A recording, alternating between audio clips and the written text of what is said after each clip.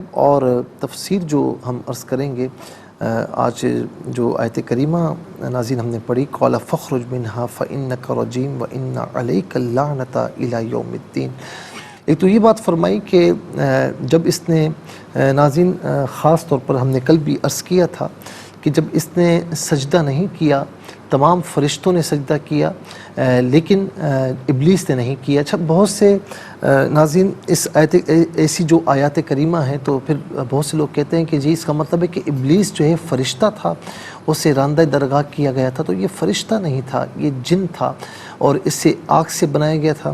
اور ناظرین اسی وجہ سے پھر اس نے جو ہے وہ لیکن صاحب علم اتنا تھا اور اتنا زیادہ اس کو علم تھا اور اتنا زیادہ یوں سمجھ لیں کہ اس کی عزت تھی، احترام تھا کہ اسے فرشتوں کا استاد کہا جاتا تھا اور ہر آسمان پر اس کے الگ الگ نام تھے اور ہزاروں سال اس کی عبادت جو تھی.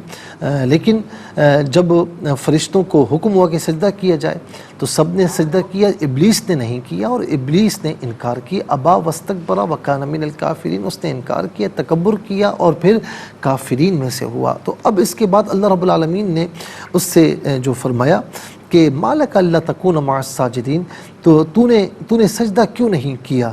تو قال لم اکن لاسجد لبشر خلقته من صلصال من حمأ مسنون، اس نے کہا کہ میں اس بشر کو سجدہ کرنے والا نہیں ہوں جس کو جو ہے وہ تو نے بچتی ہوئی خشک مٹی سے سیاہ سڑے ہوئے گارے سے پیدا کیا ہے.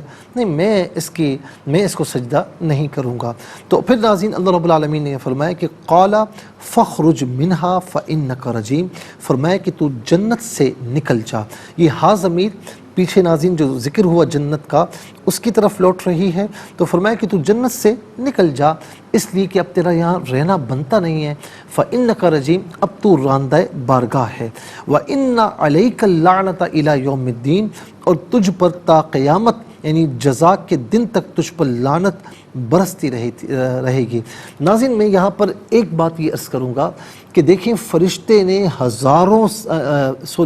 ابلیس نے، شیطان نے ہزاروں سال اللہ تعالیٰ کی عبادت کی، ہزاروں سال وہ توحید پرست رہا، ہزاروں سال اللہ تعالیٰ کی بارگاہ میں جھکا رہا.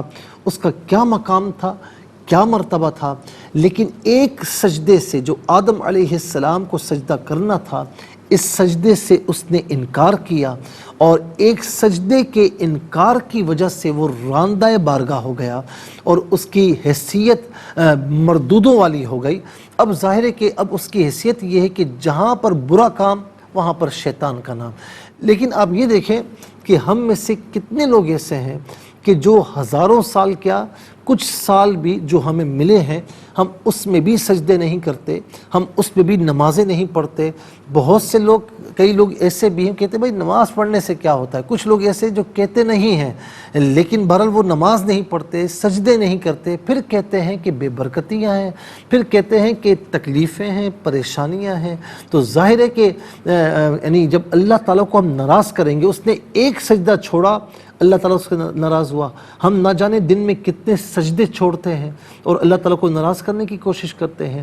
یہ تو میرے محبوب علیہ السلام کی رحمتوں کا صدقہ ہے کہ وہ ہمیں معافی عطا فرماتا ہے.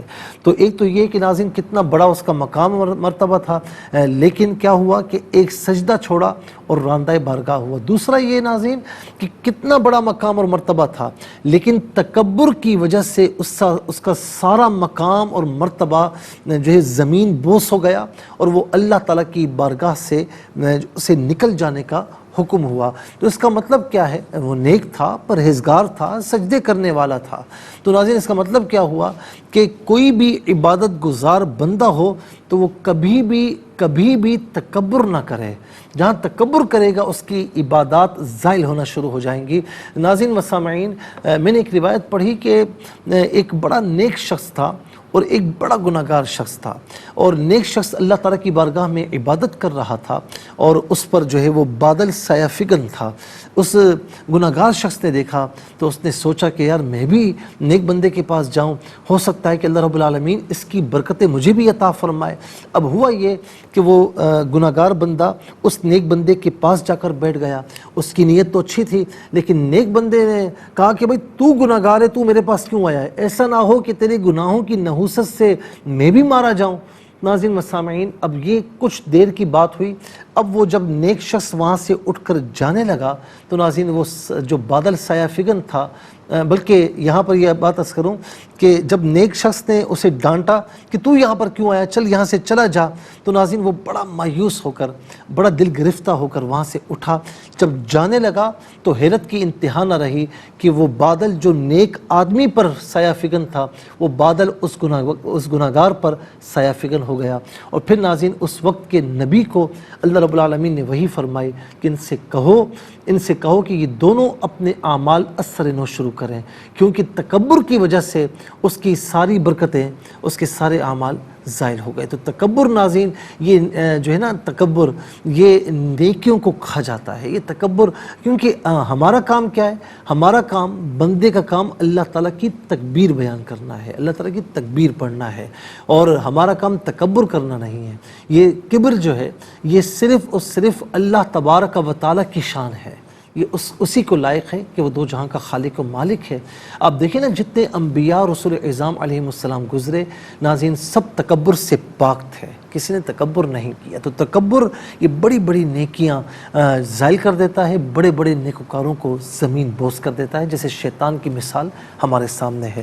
ناظرین اللہ رب العالمین ہمیں خود بھی تکبر سے محفوظ فرمائے، اور شیطان مردود کی پیروی کرنے سے بھی ہمیں محفوظ فرمائے، اپنے نیک بندوں کی پیروی کرنے کی توفیق نصیب فرمائے۔